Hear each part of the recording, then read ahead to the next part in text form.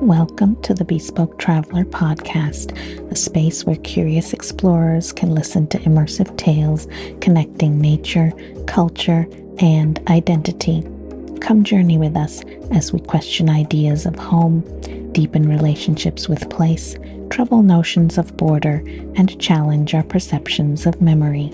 In this episode of Bespoke Traveler, we keep time with the complications of flamenco. Between yesterday and tomorrow. Lights dim in the cavernous space, flickering candles send their shadows cavorting across the pitted ceilings. The murmur of guests abates to susurrus ripples.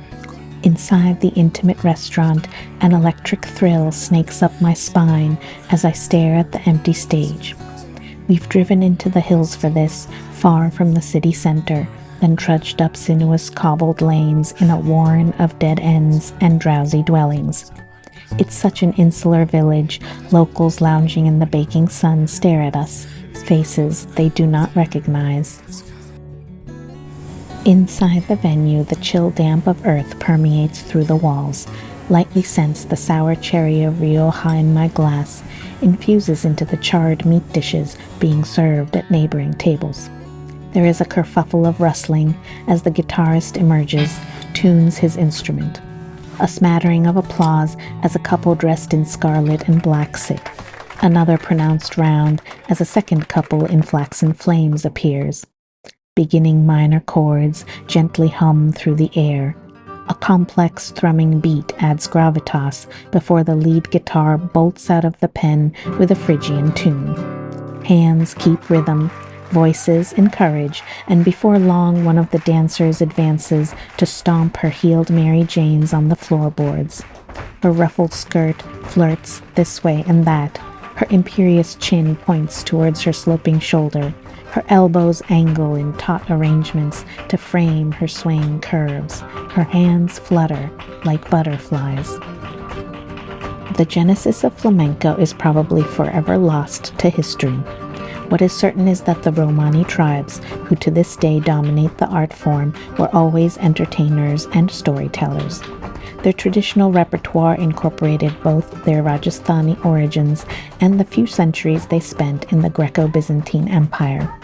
When migrating to Andalusia in the 9th century, their styles melded with folk tales of local farmers, Arab-inflected harmonies of their rulers, Jewish traditions of their neighbors, and the Visigoth ancestry of the region to synthesize a new art genre that is totally Andalusian rather than exclusively Romani.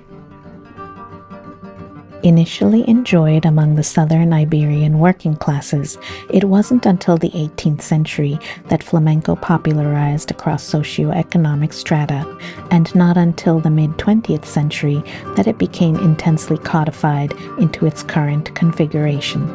Today, flamenco has been embraced as a national culture by Spain, categorized into various levels, and yet continues its long custom of incorporating new music methods such as jazz into its structure. Fusion and emotion are at the heart of flamenco, and despite its modern reliance on highly technical performances, the genre retains that core desire of intertwining diverse influences into itself. Hand gestures hearken to those used in Kalbelia. Percussive footwork calls to Kathak. Modal melodies retain their Arabic past. Question-answer chord phrases resemble those of Jewish prayer chants. Themes of poverty and death echo those of Castilian agricultural vernacular. While admired by some for its exoticism and provincial nature, it is really flamenco's superb capability to weave outside elements into its intricate tapestry that powers its success. A raspy vibrato keens in discordant tones, and in their duende I can feel the depth of loss throughout humanity's struggle. Though we do not speak a common language, I understand their nostalgic grief in the passion of their vibrato, the timbre of their tremolo, the assonance of their quartets. I, too, long for the home they've departed. I share their anguish over the ephemerality of life. I recognize the same desire for vengeance against my wrongdoers. It's as if an invisible string connected between my ribs and that of the crooner were pulsing at the same frequency. While the flamboyant dancer absorbs most of the attention, flamenco is a triumvirate of guitar, singing, and dancing, of which the second takes primary importance since the roots of flamenco began with a dialogue between voice and tempo. Indeed, the form is a continual conversation between dancer, singer, and guitarist, between performers and audience, between genders, between fate and autonomy. Many of the lyrics reflect this: mourning a loved one, humiliation by circumstance, betrayal by society.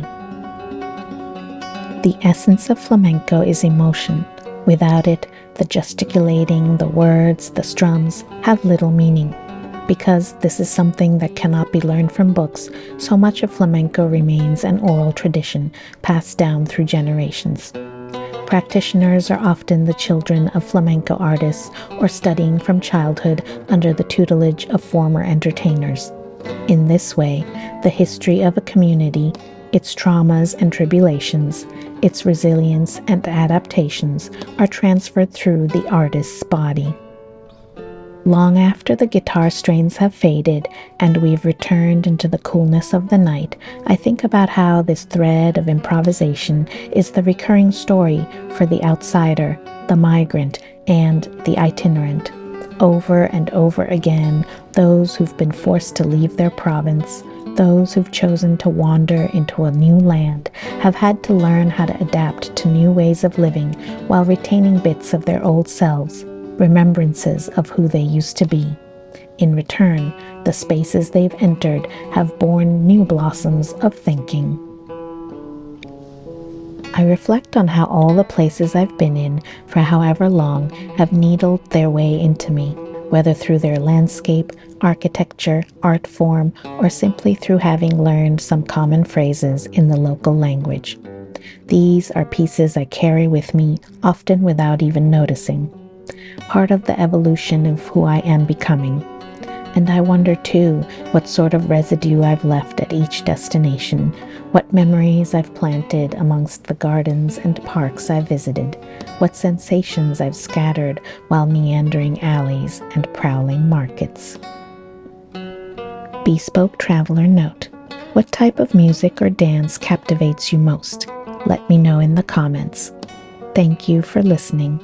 Between Yesterday and Tomorrow was written, narrated, and produced by Atri Gupta.